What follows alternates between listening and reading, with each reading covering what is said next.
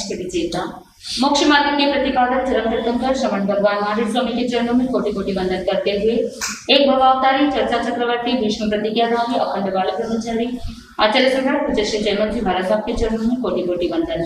जय गच्छाधिपति व्याख्यान वचस्पति उग्र बिहारी वचन सिद्ध साधक 12वें पटधर आचार्य प्रकाश चंद्र जी महाराज साहब, मेरे अनंत आस्था के आराम और जीवन धारक परम पूज्य गुरुदेव डॉक्टर श्री पदम चंद्र जी महाराज साहब के चरणों में कोटि कोटि वंदन करते हुए सभी गुरु भगवंतों के चरणों में वंदन करते हैं। गुरुदेव की आज्ञा से आत्मबंधु अनंत अनंत ज्ञानी सर्वज्ञ सर्वदर्शी तीर्थंकर प्रभु महावीर स्वामी, जिन्होंने संसार के भव्य प्राणियों को जिनवाणी के माध्यम से बोध दिया।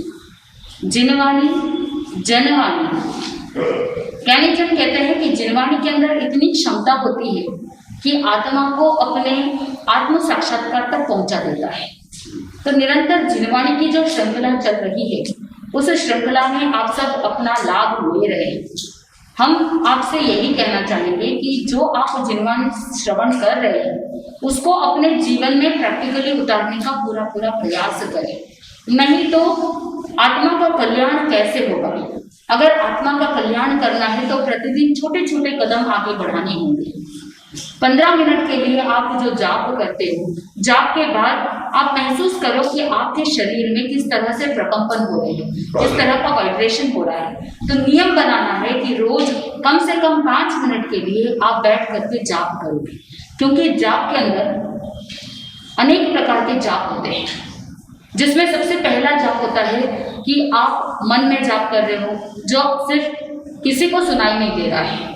मानसिक जाप जिसे कहते हैं, न दूसरों को सुनाई दे रहा है न खुद को सुनाई दे रहा है, मानसिक जाप। और दूसरा होता है एक ऐसा जाप जो आप बिल्कुल लो वॉल्यूम में कर रहे हो, सिर्फ आपको सुनाई दे रहा है, आसपास में किसी को नहीं सुनाई दे रहा है। और तीसरे प्रकार का जाप होता है जहां पर आप जोर जोर से जाप सामूहिक रूप से करते हो, खुद को भी सुनाई दे रहा है और दूसरों को भी सुनाई दे रहा है। जब जाप प्रारंभ करते हैं तो पहली कैटेगरी कौन सी होती है कि हम सब सामूहिक रूप से जोर से बोल करके करते हैं, खुद को भी सुनाई देता है और दूसरों को भी सुनाई देता है।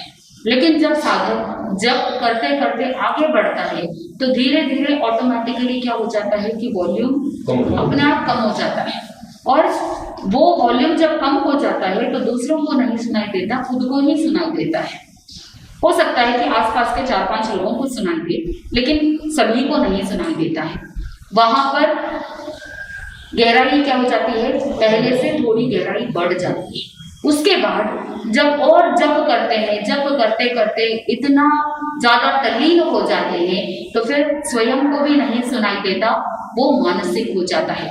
सिर्फ होठ हिलते हैं लेकिन शब्द बाहर सुनाई नहीं देते, शब्द बाहर निकलते नहीं।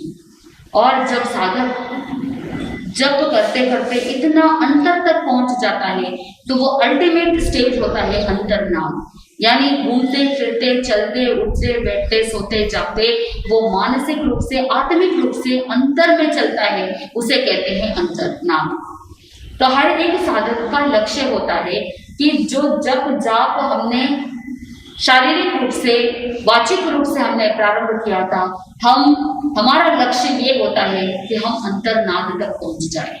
जिस दिन आपका जब अंतर्नाद तक पहुंच जाएगा, समझ लेना कि आप मानसिक शांति को प्राप्त कर लेंगे, क्योंकि आपके भीतर विकल्प नहीं रहेगा।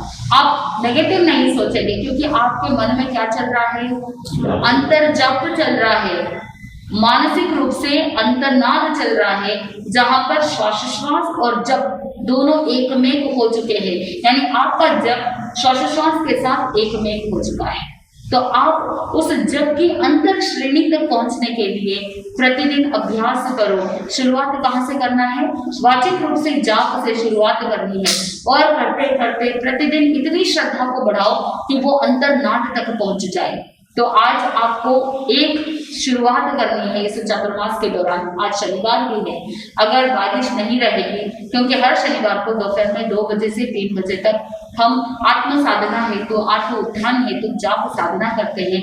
तो आज दोपहर में 2 बजे से 3 बजे तक जाप का कार्यक्रम रखा गया है। तो आपको ज्यादा से ज्यादा लाभ लेना है, क्योंकि हमारा लक्ष्य क्या है, शारीरिक मानसिक आध्यात्मिक लाभ तो प्राप्त करना ही है, सांसारिक लाभ तो आपको प्राप्त होगा ही होगा, लेकिन हमारा लक्ष्य है आध्यात्मिक लाभ प्राप्त करना, कर्मों की निर्जरा होना, मोक्ष सुख को प्राप्त करना।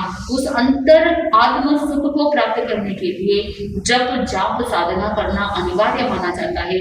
जब मोक्ष के लिए साधना करते हैं, जब आत्म साक्षात्कार के लिए साधना करते हैं, तो घास रूपी सांसारिक भौतिक सुख सहज में प्राप्त हो जाता है।